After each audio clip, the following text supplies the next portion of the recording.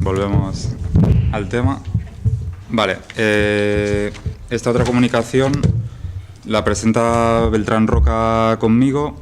Beltrán Roca, bueno, le voy a presentar brevemente.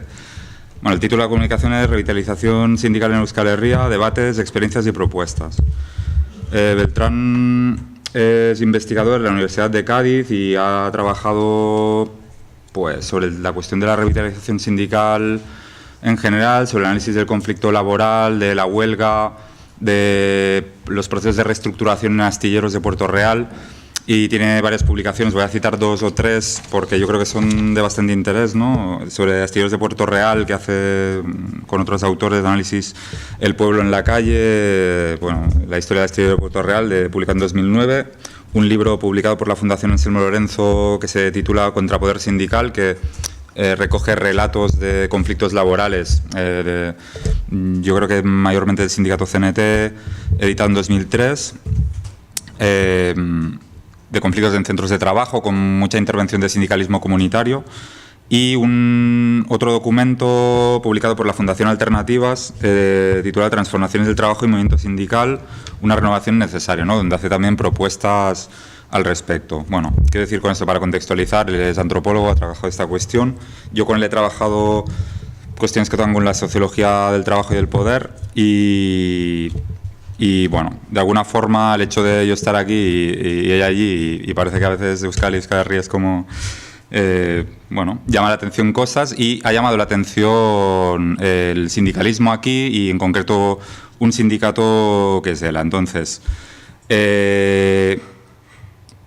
la comunicación, si bien recoge un análisis de los diferentes sindicatos con presencia en ese territorio, y qué discursos sobre revitalización, sobre renovación del sindicalismo hay, ¿no?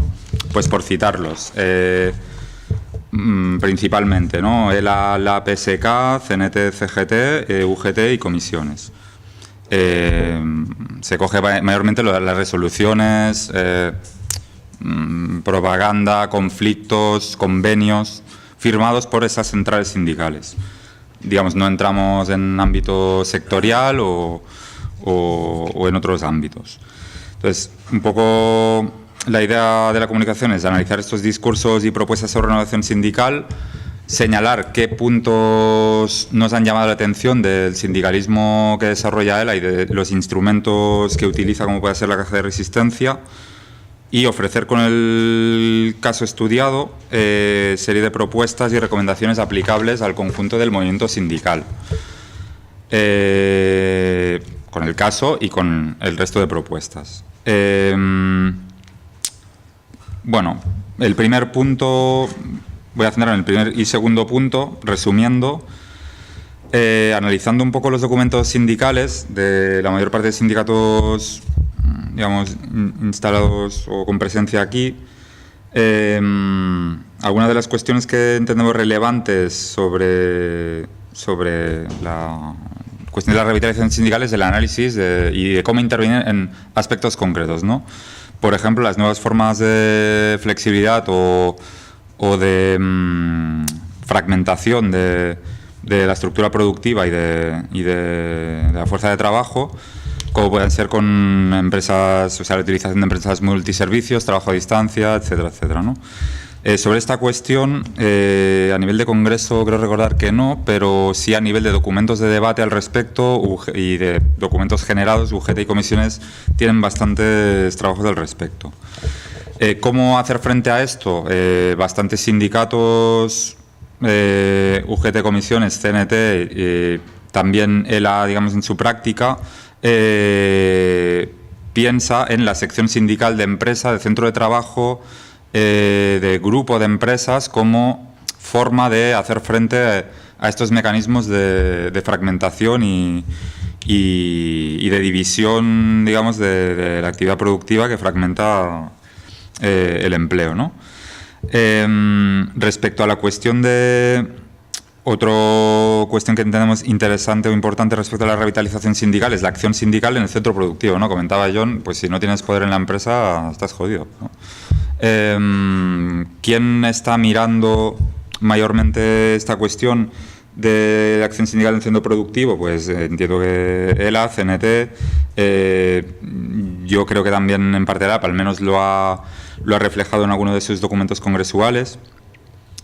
Respecto a la acción sindical en servicios públicos, con el debate de democratización del servicio público, de la reinternalización, igual aquí, bueno, igual no afino mucho, pero sí que lo hemos leído, porque hablo un poco de memoria, no tengo ahora el documento, lo hemos leído que Comisiones ha publicado cuestiones al respecto, que CGT también ha tomado resoluciones al respecto, ¿no? Y respecto a otra de las cuestiones, dejando aparte las instrumentales, ¿no?, digamos, de recursos técnicos, etcétera, que podría ser el impulso en política social, pues la cuestión de la conexión con el desempleo, la conexión con las asambleas de parados, las bolsas de empleo. Esto tiene resoluciones del último congreso en 2015. Y respecto a la cuestión de la economía social y alternativa, tanto CNT como CGT como ELA tienen también resoluciones y trabajo y experiencias al respecto de impulso aquí, ¿no? Vale, dicho esto,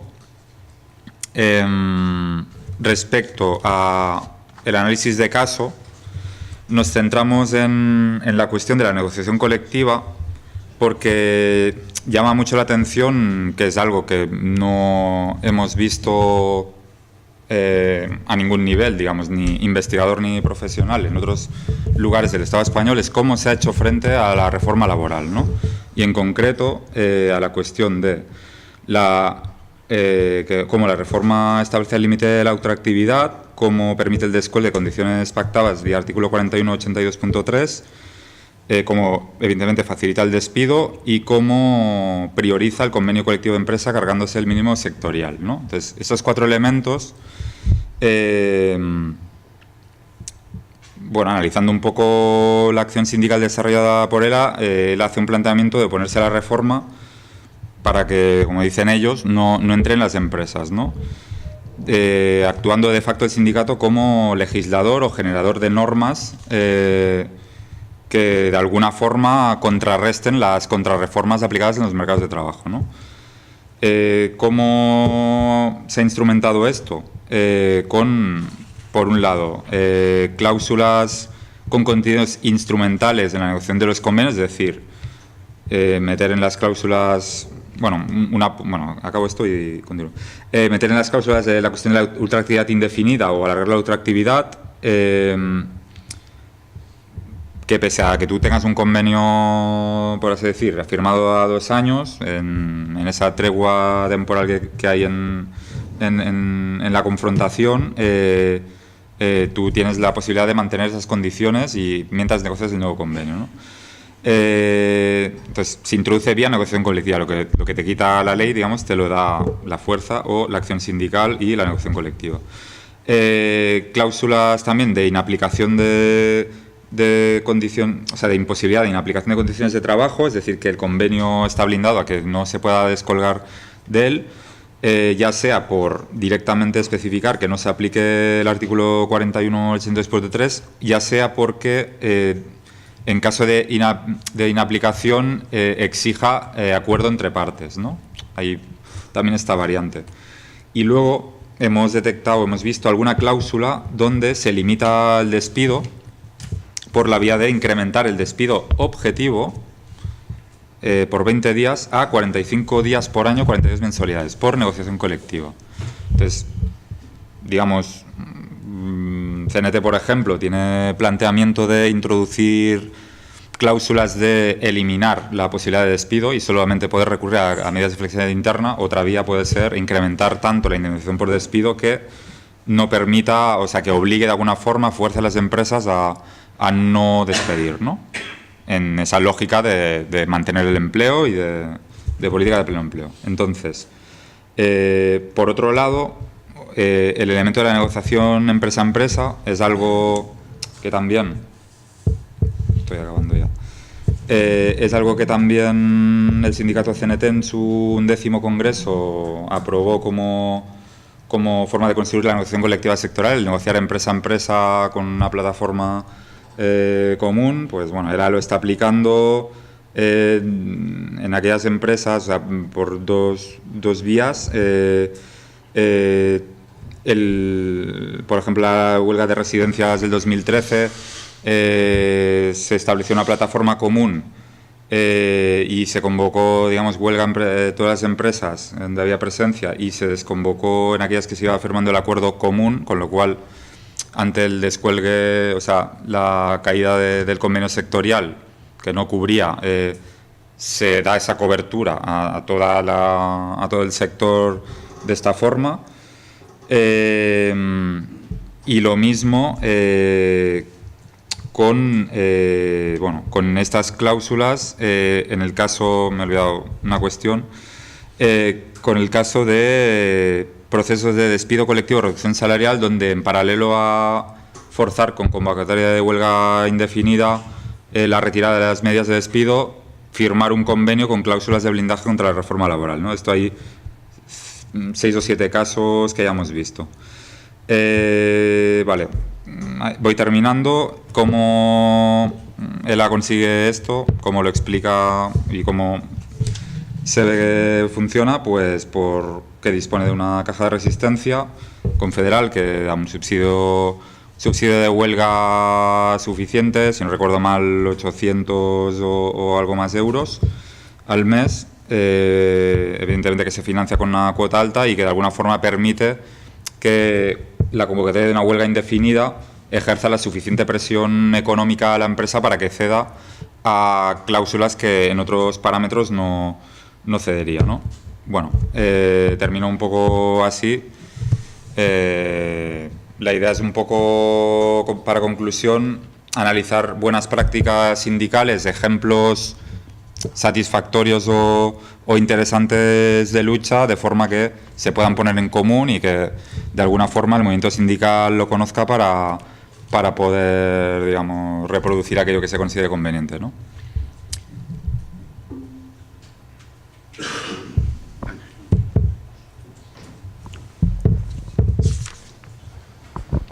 Sí, Luis, enlazando con esta última de esas cajas de resistencia, yo creo que también es interesante, aunque todavía no creo que está en el debate central, pero sí que desde hace ya tiempo, algunos sindicatos de los que mencionas en la comunicación están claramente posicionados a favor de la renta básica.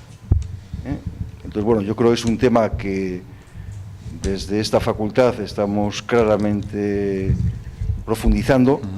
Y, bueno, pues creo que vamos a tener la oportunidad también el próximo 19 de noviembre, que celebramos en Sarrico un simposium que organizamos como facultad, donde la última mesa pues va a haber, entre otros, pues representantes de, no solamente de algún sindicato, pues va a estar Iñaki Uribarri de SK, estará Miquel Noval de ELA, habrá gente también de algún partido, estará el anterior Ararteco, y el tema es ese, es decir, cuál es un poco lo que la renta básica incondicional, es decir, la universal, no la de medida contra la pobreza, pues puede realmente influir en muchos ámbitos, pero también, en concreto, en el actual modelo de relaciones laborales, en el actual mercado laboral.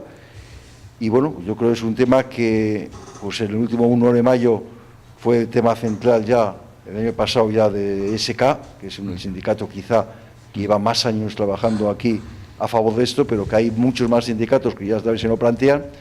Y yo sí creo que es, en esa perspectiva, bueno, un debate pendiente. En parte también ha salido en las pasadas elecciones. Tuvimos oportunidad también de organizar hace unos días una mesa redonda con los 6 grandes partidos aquí sobre este tema. Y yo sí pienso que en el ámbito sindical, el fin de semana pasado, que hubo también un encuentro, pues yo no pude finalmente asistir, pero me han contado que fue también un tema que estuvo presente. Y bueno, simplemente decir que ahí hay también un escenario de debate y de profundización. Un apunte, ya que aprovechando la intervención, bueno, un apunte solo, ¿no? La gente que defiende la renta básica en parámetros de relaciones de poder en el mundo del trabajo sí que habla de que podría ser una especie de caja de resistencia. Y luego otro apunte que yo creo que también es interesante decirlo, para que también se entienda un poco, igual no me he explicado muy bien, ¿no? el fenómeno caja de resistencia con subsidio de huelga es muy característico de Euskal Herria, es decir, ELA tiene, LAB tiene, SK tiene. ELA es caja de resistencia, le denominan Borroka Kutxa, SK Fondo de Solidaridad, si no recuerdo mal, ¿no?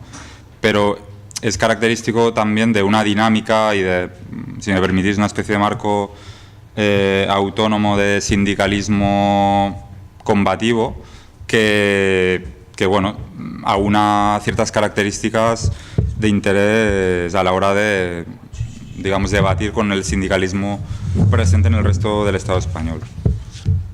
Y ya está. Héctor.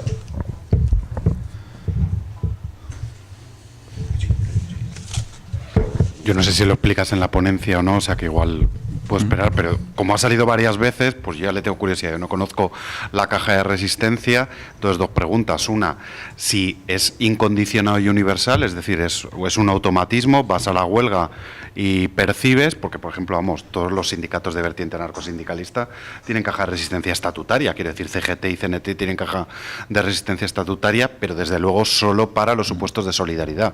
Quiero decir, no es una cosa que se aplique, o sea, lo normal es que tú haces la huelga y te la descuentan y aquí pacientes pues gloria. Estatutariamente hay una caja, se recauda pasta, pero evidentemente es para procesos muy concretos y específicos.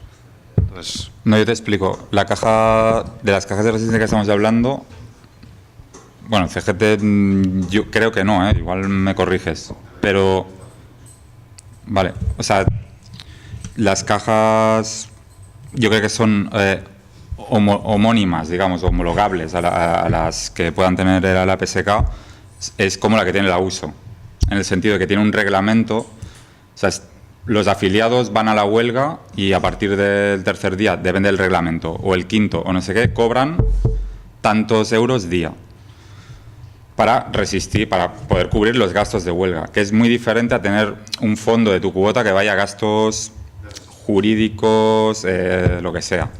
O sea, es otro tema, o sea, es un subsidio. Entonces, claro, esto va en vinculación a que hay un reglamento, a que hay unos mecanismos para acceder, pues lo que te digo, ¿no? Por ejemplo, a partir del tercer día de huelga. Y si es huelga indefinida, pues evidentemente cobras, ¿no? Bueno, hay más detalles. Bueno, la información la saco en un diario de diario.es, yo creo, explica un poco en el caso de la caja de ELA, luego tiene CIC también en Galicia, pero bueno, como no tratamos aquí, o la USO también tiene, ¿no? Entonces, es otro tema, digamos, para específicamente eso. Pues damos paso a la próxima ponencia.